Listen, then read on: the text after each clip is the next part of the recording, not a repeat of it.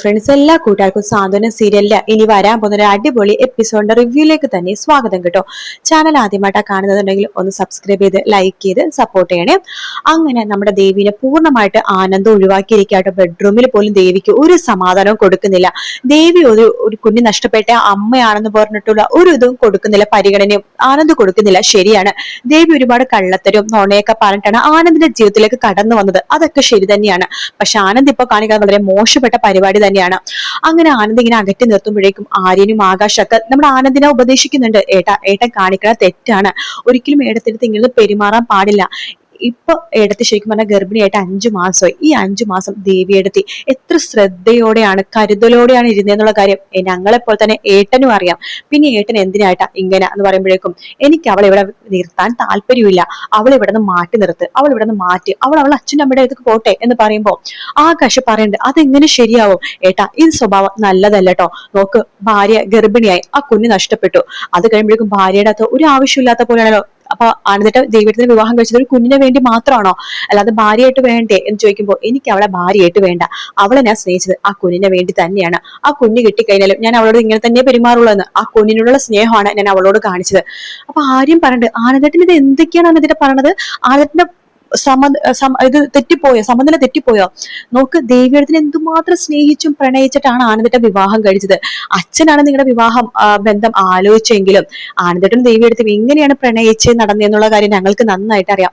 പിന്നെ ആനന്ദേട്ടൻ എന്തിനിങ്ങനെ ഇതാക്കണെന്ന് പറയുമ്പോൾ എനിക്കൊന്നും അറിയണ്ട, അവൾ ഇവിടെ ഉണ്ടെങ്കിൽ ഞാൻ ഇവിടെ ഉണ്ടാവില്ല, ഞാൻ ഉണ്ടെങ്കിൽ അവൾ ഉണ്ടാവാൻ പാടില്ല, അത്രേ എനിക്കുള്ളൂ എന്ന് പറഞ്ഞിട്ട് ആനന്ദ് അവിടെ നിന്ന് പോവാണ്. അപ്പൊ ആര്യനാണെങ്കിൽ തലക്ക് ഭ്രാന്ത് പിടിക്കാട്ടോ. ആകാശട്ടെ, ഇത് എന്താ ആനന്ദേട്ടൻ ഇങ്ങനെ, എനിക്കറിയില്ലടാ, ആനന്ദേട്ടൻ ഇപ്പോ ആകെ ഇങ്ങനെ തന്നെയാണ്, നമ്മൾ ഇനി എന്ത് ചെയ്യാനായിട്ടാണ് എന്നൊക്കെ വിചാരിക്കുകയാണ്. അപ്പൊ അനു ആണെങ്കിൽ വീട്ടിൽ വന്നിട്ട് നമ്മുടെ ദേവി വന്നിട്ട് കണ്ടിട്ട് സംസാരിച്ചിട്ട് പോലുമില്ല. അനുവിനെ ഭയങ്കര ഒരു കുറ്റബോധമാട്ടോ. അപ്പൊ അനു എന്തെങ്കിലും ആവട്ടെ ദേവി എടുത്തിട്ട് കാല് പിടിച്ച് പൊട്ടിക്കരഞ്ഞ് മാപ്പ് പറയാൻ വേണ്ടി തീരുമാനിക്കുകയാണ് അനു. അങ്ങനെ അനു ഓടിപ്പോകുന്നുണ്ട് ദേവിയുടെ റൂമിലേക്ക്. അപ്പൊ അവിടെ മീനാക്ഷി മാത്രമേ ഉള്ളൂ.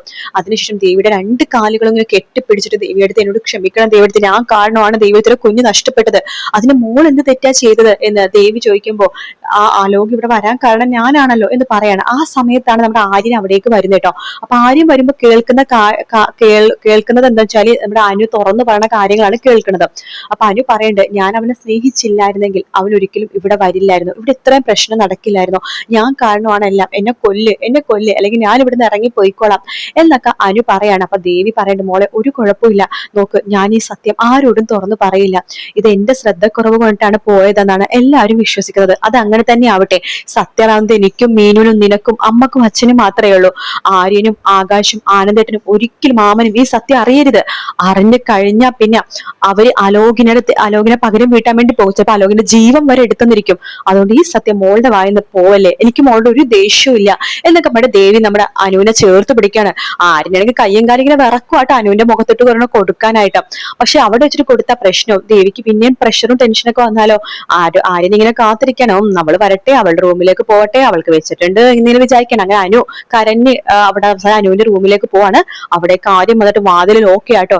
ഇടി, നീ കാരണമാണ് ഈ വീട്ടിലെ കുഞ്ഞു പൈതൽ ഇല്ലാതായല്ലേ ഹരിയേട്ട, എന്നോട് ക്ഷമിക്കണം ആരട്ടെ, ക്ഷമിക്കണം പോലും അല്ലേ. എന്നിട്ട് പാവം ദേവിയെടുത്തിന് ആനന്ദേട്ടന് എന്തൊക്കെയാ കാണിച്ചു കൂട്ടണം, നീ കണ്ടില്ലേ, എന്നിട്ട് പോലും ആനന്ദേട്ടനോട് നീ സത്യങ്ങൾ പറഞ്ഞോ? അത് മീനാക്ഷി എടുത്തൊക്കെ പറഞ്ഞുകൊണ്ട് ഞാൻ പറയാതിരുന്നത്. എനിക്ക് നിങ്ങൾ എന്ത് ശിക്ഷ വേണമെങ്കിൽ തന്നു, അതൊന്നും കുറവല്ല, അധികമല്ല, കുറവായിട്ട് എനിക്ക് തോന്നുള്ളൂ. എന്നെ എന്ത് വേണമെങ്കിലും ചെയ്തോ, നിന്നെ ചെയ്യടി, കൊല്ലാൻ പോവാൻ ഞാൻ നിന്നെ മാത്രമല്ല, നിന്നെ സ്നേഹിച്ച അവനുണ്ടല്ലോ അലോക്, നിങ്ങൾ രണ്ടുപേരാണ് മരിക്കേണ്ടത്, നിങ്ങൾ കാരണം ആ കുഞ്ഞില്ലാതെയായെന്നൊക്കെ പറഞ്ഞിട്ട് ആര്യൻ നല്ല രീതിയിൽ തന്നെ മുഖത്ത് അങ്ങോട്ടും ഇങ്ങോട്ടും മാറി അനുവിന്റെ അടിക്കുന്നുണ്ട്. ശേഷം നേരെ അടുക്കളയിൽ പോയിട്ട് മൂർച്ചുള്ളൊരു കത്തി എടുത്തിട്ട് അലോകിനെ കുത്താൻ വേണ്ടി തന്നെ പോകുവാട്ടോ.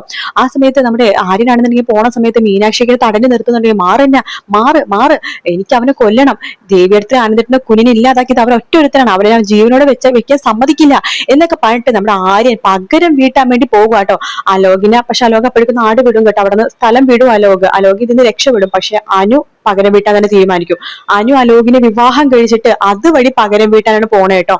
അപ്പൊ നമുക്ക് ആ ഭാഗം എന്തായാലും കാത്തിരുന്ന് തന്നെ കാണാം ഫ്രണ്ട്സ്. വീഡിയോ ഇഷ്ടപ്പെട്ടാൽ ലൈക്ക് ചെയ്യുക, സബ്സ്ക്രൈബ് ചെയ്യുക, കമന്റ് ചെയ്യുക. മറ്റൊരു വീട്ടിൽ കാണാം. Take care, bye bye.